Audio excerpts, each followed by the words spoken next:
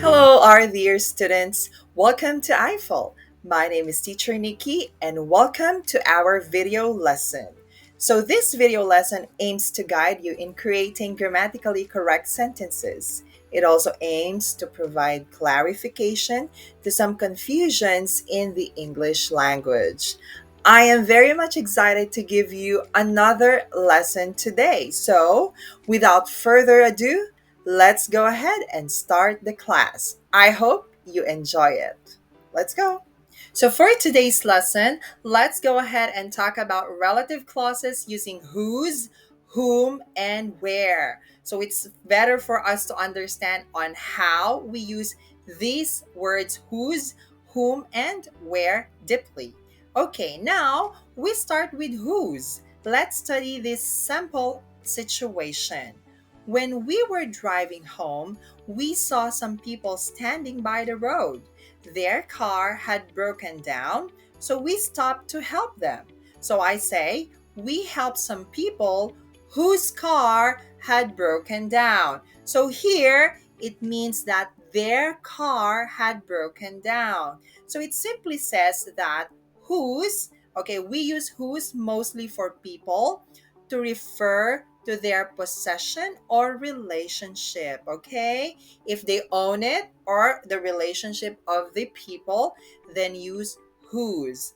Example here, a widow is a woman whose husband is dead, okay? Her husband is dead. So we change her husband to whose, okay? Next one, I met someone whose brother I went to school with. So I went to school with his brother. So whose brother I went to school with. All right, pay attention to that. Next, now compare who and whose. So I met a man who knows you. So in this case, we are talking about the man in object position, so it's not possession or relationship. Therefore, okay, we use who. He knows you. I met a man whose sister knows you. So in this case, whose sister? Her sister knows you. There is relationship or connection, okay, as part of their relationship. Therefore, we use whose. Okay? Next one. Do not confuse whose with whose. Okay, the pronunciation is the same, but whose means who is. All right? I have a friend who's learning Arabic. Who is learning Arabic? I have a friend who's just started learning Arabic. Who has just started learning Arabic? Okay? And the last one here, I have a friend whose sister is learning Arabic. So we cannot be confused with the construction because when we say whose, talking about relationship or possession, there is a noun right after it. Unlike whose, who is, or who has, there is a verb after them. Okay? So don't be confused about that. Next one here, let's talk about whom. Whom is possible instead of who, we can replace it when it is or the person here is in the object position of the verb. All right? Example, George is a person whom I admire very much, or I admire him. Okay? Whom I admire very much. Okay? You can also use preposition plus whom, like to whom, from whom, with whom.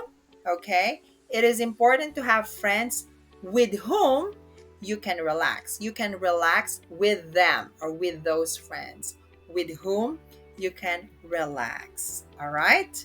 So, now, whom is a formal word and we do not often use it in spoken English.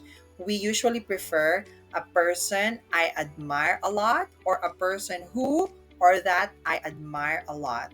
So, just like I said, it's very formal. We can also use who or that. However, it's just also good to know to use whom, all right, to appropriately use it in your sentences. Friends you can relax with, or friends who or that you can relax with. Okay? Next one, we use where. Very easy.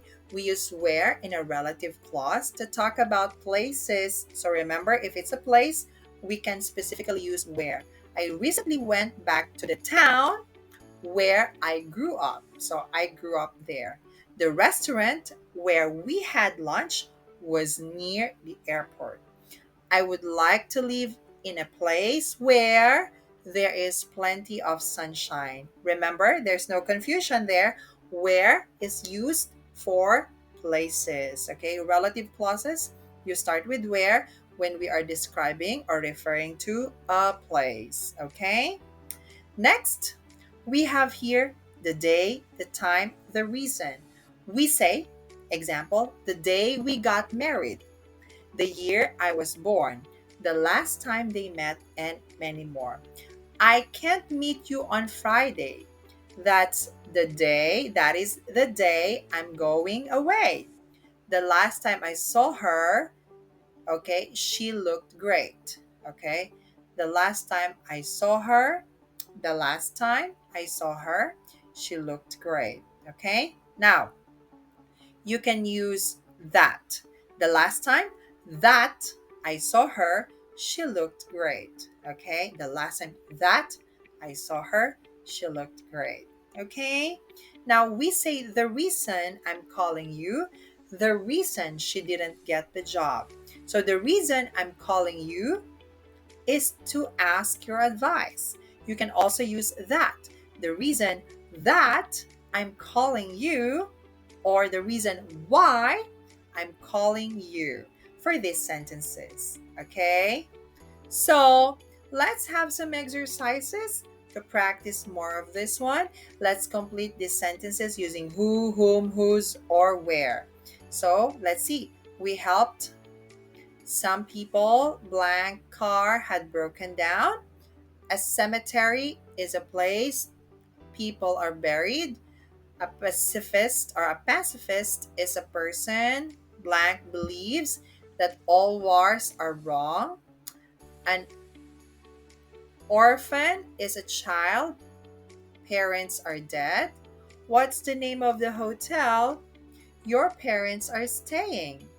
The person from I bought my car is a friend of my father's.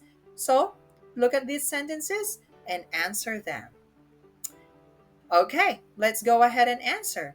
We helped some people whose car had broken down. Possession. A cemetery is a place where people are buried. A pacifist is a person who believes that all wars are wrong. And a an orphan is a child whose parents are dead.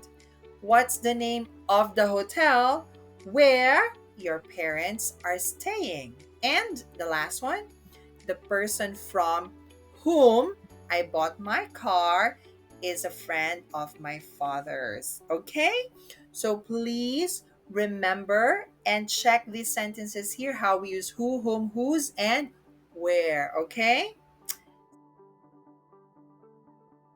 I hope you find our lesson today very helpful. As I always say, the secret in improving your skills is constant practice. I want you to keep practicing our given lesson today and apply it to your day to day conversation in English. I also want to encourage you to keep subscribing to our classes here in I-Fal. I am confident that your teachers will help you in making your skills a lot better. Also, please visit our website for more updates and information. There will be a lot of exciting things coming, so please stay tuned and keep being updated. I will flash our website in the next slide. So, once again, I am Teacher Nikki saying thank you and good luck. Have a nice day, and I will see you in our next lesson. Bye.